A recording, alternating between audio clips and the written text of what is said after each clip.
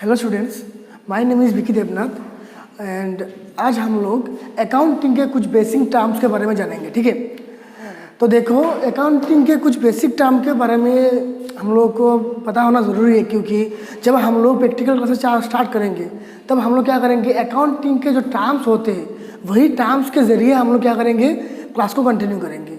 इसलिए अब पहले आप लोगों को अकाउंटिंग के जो डिफरेंट टर्म्स है, आज तो मैं सभी नहीं करा पाऊँगा, लेकिन जितना हो सके मैं मैक्सिमम ट्राई करूंगा कि आप लोगों को समझाया जा सके। ठीक है, तो देखो अब हम लोग स्टार्ट करते हैं बेसिक अकाउंटिंग टर्म्स, मतलब अकाउंटिंग का जो बेसिक टर्म्स।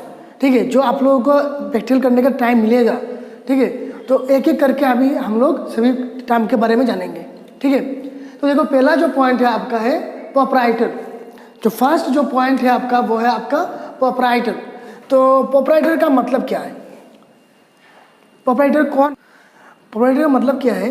उसका मतलब है जब एक बिजनेस किसी एक इंसान के द्वारा स्टार्ट किया जाता है।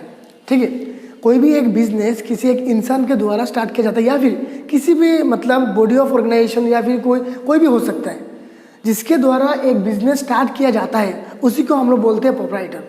मतलब क्या है उसका मतलब है आपका ओनर। हम लोग बोलते हैं ना इस बिजनेस का ओनर वो है।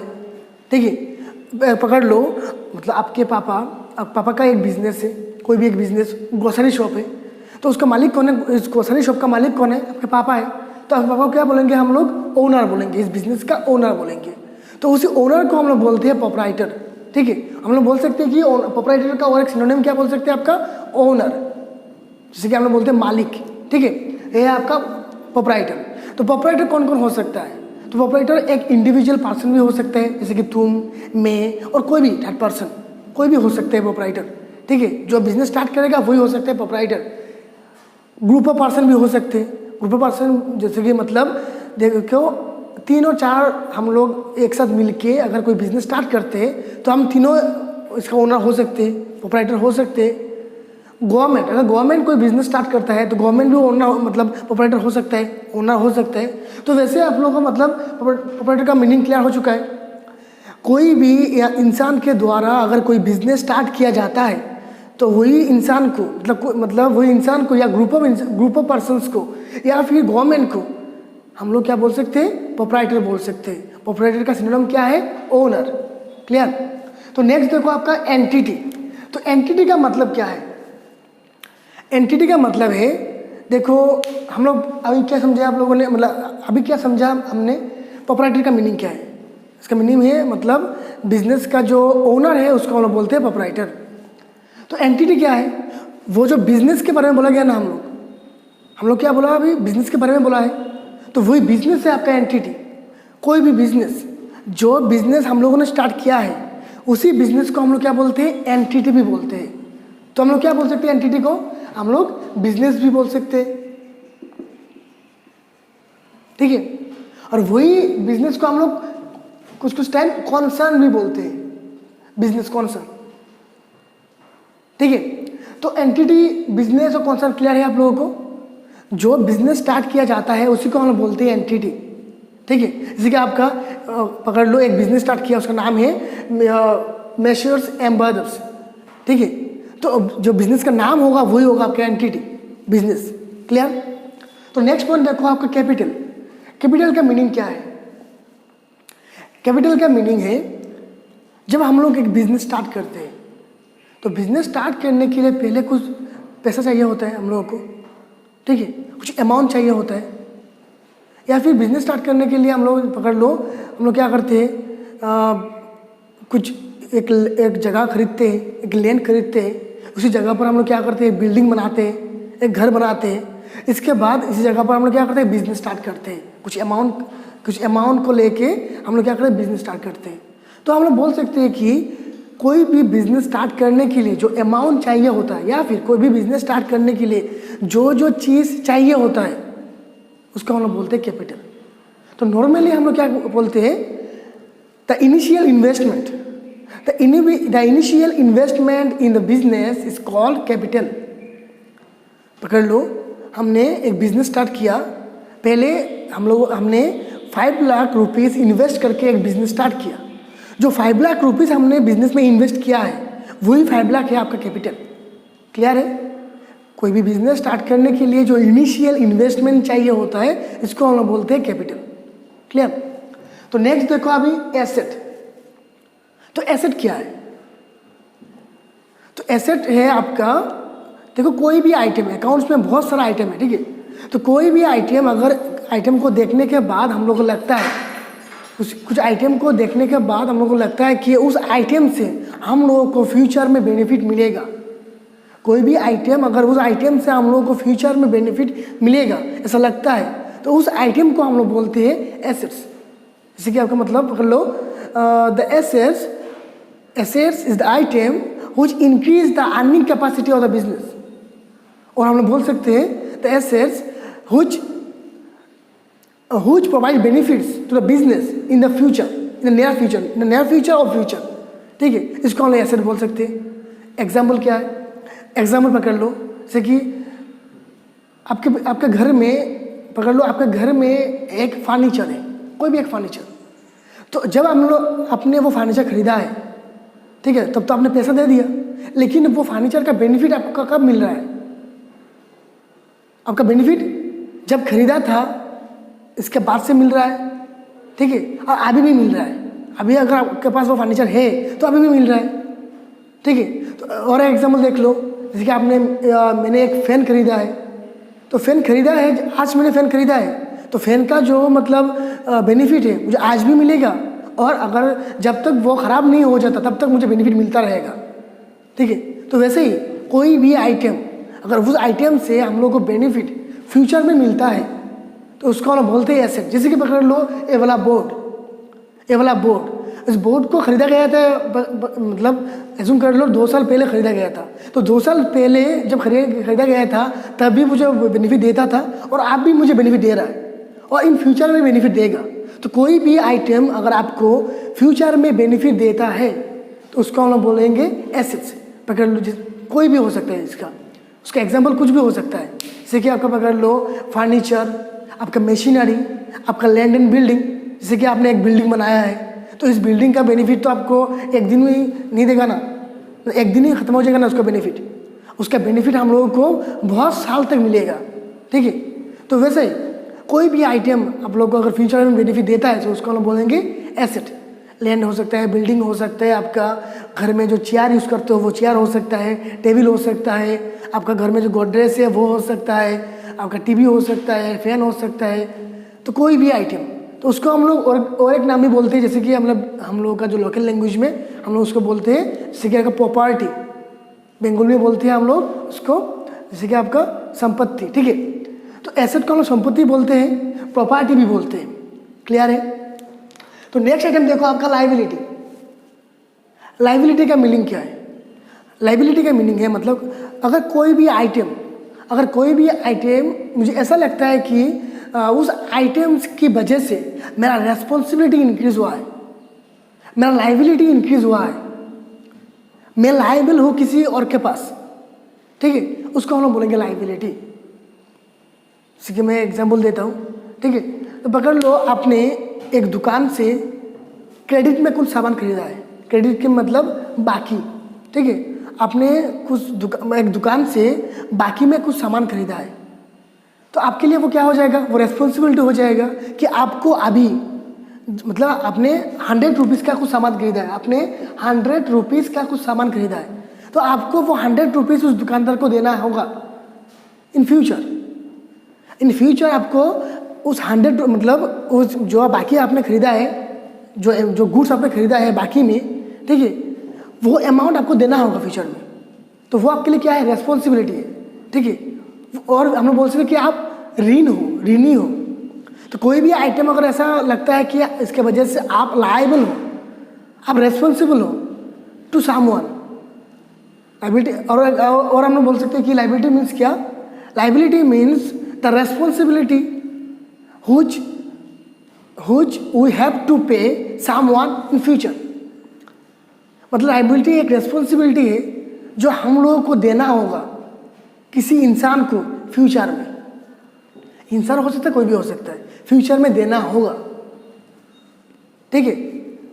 समझ में आएगा लाइबिलिटी? जैसे कि पकड़ लो और एक एग्जांपल, मैंने बैंक से लोन लिया है, अगर बैंक से मैं लोन लूँगा तो मेरा लाइबिलिटी है ना, मेरा रिस्पॉन्सिबिलिटी है कि मैं बैंक को वो अमाउंट रिटर्न करूँ, तो वो मेरा लाइबिलिटी है। ठीक है, तो कोई भी आइटम अगर ऐसा मतलब आपको मतलब लगेगा कि वो आइटम का रेस्पॉन्सिबिलिटी होगा इन फ्यूचर में, मतलब आपको देना होगा इन फ्यूचर में, ठीक है, तो इसको हम बोलेंगे लाइबिलिटी। क्लियर है? तो नेक्स्ट देखो आपका ड्राइंग्स। ड्राइंग्स क्या है एक्चुअली? ड्राइंग्स है आपका, फॉर एग्जांपल पकड़ लो, जो ओनर है, जो ओनर है, ओनर तो मतलब जो बिजनेस का मालिक, प्रोप्राइटर, ठीक है, और बिजनेस अलग है। हम लोग को अकाउंटिंग में एक कॉन्सेप्ट है, उसको हम लोग बोलते हैं अकाउंटिंग एंटिटी कॉन्सेप्ट, या फिर हम लोग बोल सकते हैं बिजनेस एंटिटी कॉन्सेप्ट। हम लोग का अकाउंटिंग में एक कॉन्सेप्ट है, इसको हम बोलते हैं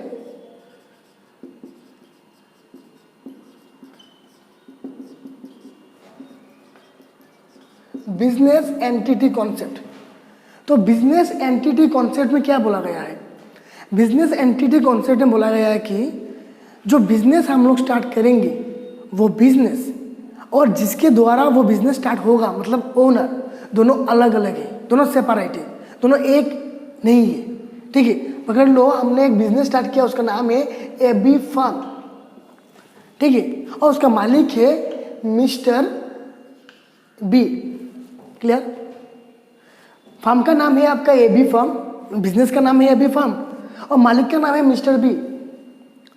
क्लियर?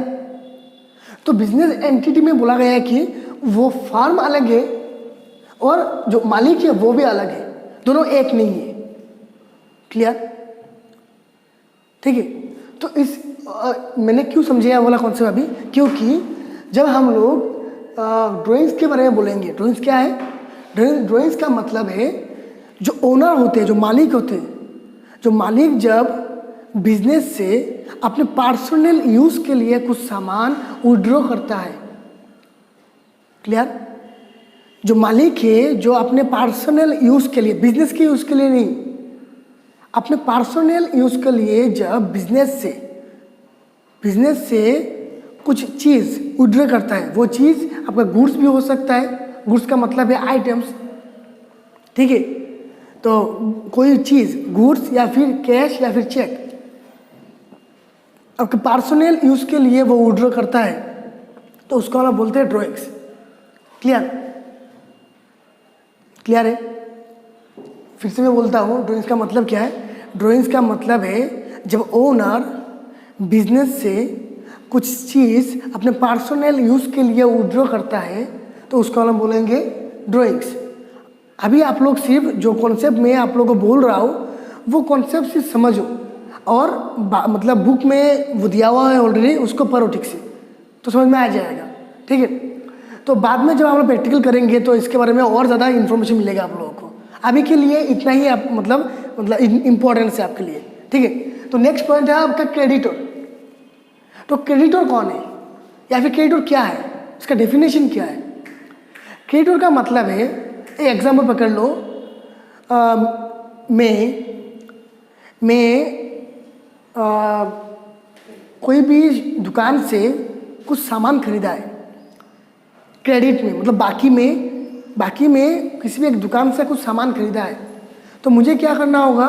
उस दुकानदार को पैसा देना होगा, रिटर्न देना होगा। क्लियर? वो एग्जाम्पल आप खुद से भी दे सकते हो, जैसे कि आपने आपका पास जो ग्रोसरी शॉप है, उस ग्रोसरी शॉप से आपने कुछ सामान खरीदा है, ठीक है, तो आपको उस ग्रोसरी शॉप को पैसा रिटर्न करना होगा। जितने अमाउंट का आपने मतलब क्रेडिट में बाकी में सामान खरीदा है, उसको रिटर्न करना होगा उस अमाउंट को। तो जिसको आपको पैसा देना है, आपको जहाँ जिससे बाकी लिया था आपने, जिसको आपको पैसा देना है, उसको हम लोग बोलते हैं क्रेडिटर। क्रेडिटर का मतलब क्या है? जिसको हमें पैसा देना है, उसको हम लोग बोलते हैं क्रेडिटर। फॉर एग्जाम्पल यहाँ पर पकड़ लो,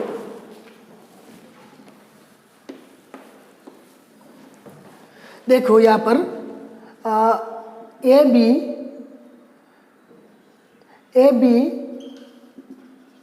एक बिजनेस है, ठीक है, और मैंने एबी बिजनेस से क्या किया है, आपका 3000 का सामान क्रेडिट में खरीदा है, ठीक है। क्रेडिट में मतलब बाकी में कुछ सामान खरीदा है, क्लियर। तो मुझे अभी एबी बिजनेस को पैसा देना होगा इन फ्यूचर में, ठीक है। तो जिसको मुझे पैसा देना है तो उसको हम लोग बोलेंगे क्रेडिटर, ठीक है, सिंपल बोल सकते हैं हम लोग। इसको क्या बोल सकते हैं, मालिक भी बोल सकते हैं। जहाँ से मुझे पैसा मिला है, सामान मिला है, तो उसको मुझे फ्यूचर में पैसा देना होगा, ठीक है, तो उसको हम लोग बोलते हैं क्रेडिटर। तो यहाँ पर मेरे लिए क्रेडिटर कौन है, एबी बिजनेस है मेरे लिए क्रेडिटर, क्योंकि एबी बिजनेस को मुझे पैसा देना होगा इन फ्यूचर, क्लियर, ठीक है। तो नेक्स्ट देखो आपका आता है यहाँ पर डेटर। डेटर कौन है, देखो क्रेडिटर का पूरा उल्टा है डेटर। डेटर का मतलब क्या है, डेटर का मतलब है अगर मैं कौन हूँ यहाँ पर, एक बिजनेस हूँ, ठीक है। बिजनेस और ओनर आर टोटली सेपरेटेड। तो बिजनेस और ओनर को हम लोग एक साथ नहीं बोलेंगे, ठीक है। अपने आप को हम लोग क्या मतलब एज्यूम करेंगे, एक बिजनेस, ठीक है, कोई भी बिजनेस हो सकता है, ठीक है। अपने आप को हम लोग क्या एज्यूम करेंगे, वो बिजनेस एज्यूम करेंगे, ठीक है।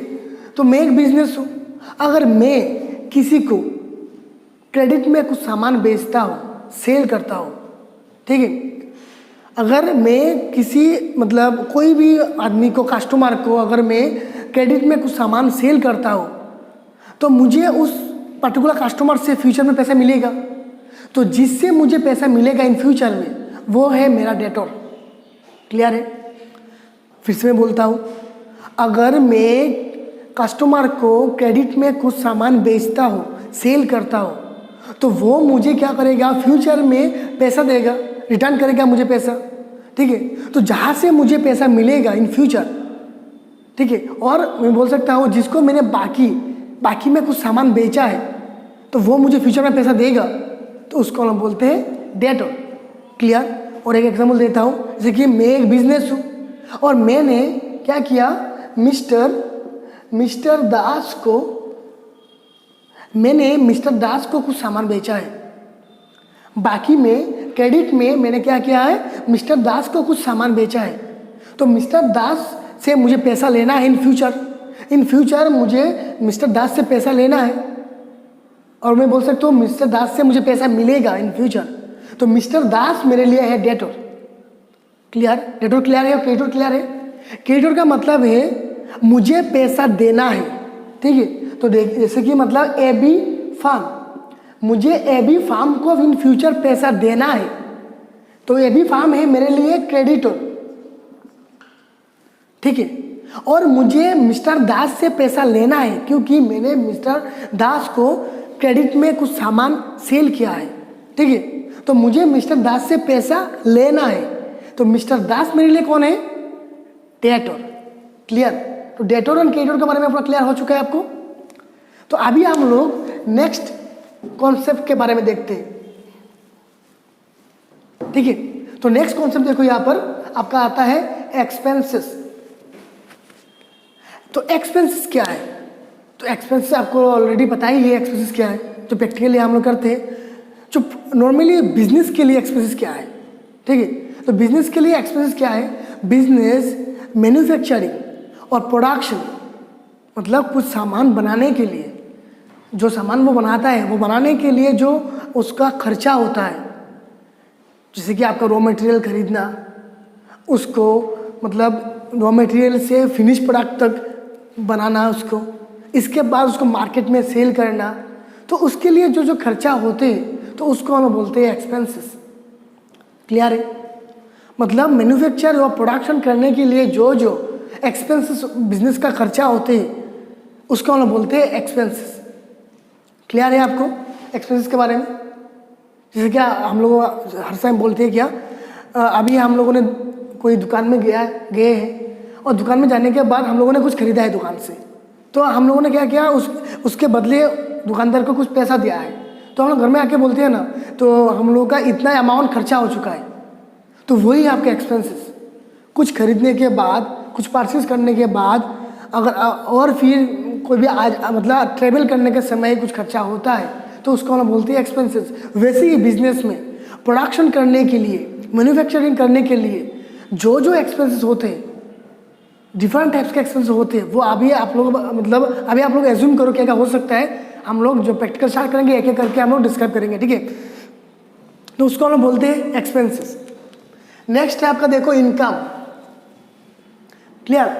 तो इनकम क्या है? तो नॉर्मली हम लोग इनकम बोलते हैं क्या? Revenue minus expenses. Revenue minus expenses को हम लोग क्या बोलते हैं? इनकम बोलते हैं। तो रेवेन्यू क्या है, एक्सपेंसेस क्या है और इनकम भी क्या है? इसका मतलब है, देखो पकड़ लो, मैंने ये पार्टिकुलर पेन, एक पार्टिकुलर पेन, उसका प्राइस है आपका 30 रुपीज़। एज्यूम कर लो कि इस पार्टिकुलर पेन का प्राइस है 30 रुपीज़, ठीक है। तो उसका मैंने उस पार्टिकुलर पेन को मार्केट में बेचा है, तो बेचने से मुझे कितना मिला है? उसका प्राइस 30 रुपीज़ मिला है। तो जितना पैसा मुझे मिलेगा आफ्टर सेल्स, सेल करने के बाद मुझे जितना पैसा मिलेगा वो है आपका रेवेन्यू। हम लोग बोलते हैं ना अर्निंग, मैंने अर्न किया है, इतना सेल किया है, ठीक है, तो उसको हम लोग बोलते हैं रेवेन्यू। तो जितना भी पकड़ लो कि मैंने एक ही पेन सेल किया है, तो एक ही पेन सेल करने से मुझे 30 रुपीज़ मिला है, तो वो है आपका रेवेन्यू। और उस पार्टिकुलर पेन को सेल करने तक मुझे खर्चा हुआ है आपका, एज्यूम कर लो 25, तो उसको हम लोग बोलते हैं एक्सपेंसेस। मतलब उस पार्टिकुलर पेन को बनाने के लिए और उसको मार्केट में सेल करने तक कितना मुझे खर्चा हुआ है, उसको हम लोग बोलते हैं एक्सपेंसेस। कितना है आपका? पकड़ लो 25, तो उसका डिफरेंस कितना होगा? 5 रुपीज़। तो वही 5 रुपीज़ है आपका इनकम, और हम लोग उसको प्रॉफिट भी बोल सकते हैं, गेन भी बोल सकते हैं। क्लियर। तो उसको हम बोलते हैं income. Revenue minus expenses is equal to इनका revenue minus expenses is equal to आपका क्या हो जाता है? इनकम। क्लियर है आपका?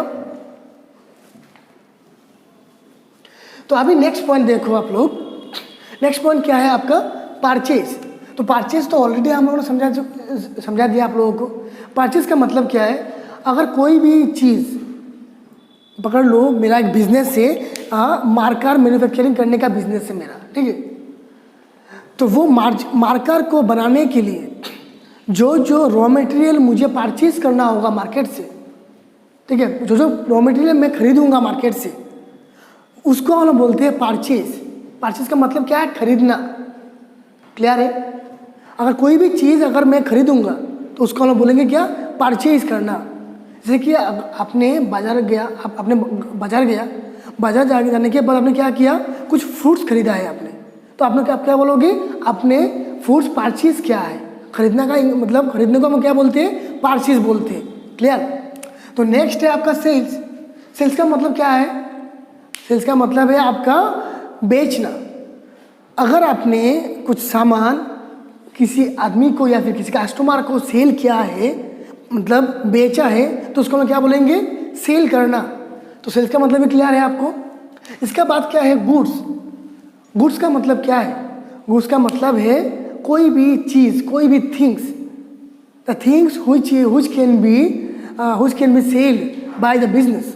तो बिजनेस के द्वारा जो चीज़ परचेज किया जाता है या फिर सेल किया जाता है, तो उसको हम बोलते हैं गुड्स। हम इसको क्या बोलते हैं? जैसे कि कोई भी आइटम, कोई भी चीज़, ठीक है, तो उसको अगर हम लोग मतलब परचेज करते हैं या फिर सेल करते हैं, सभी को हम लोग क्या बोलते हैं? गुड्स बोलते हैं, ठीक है।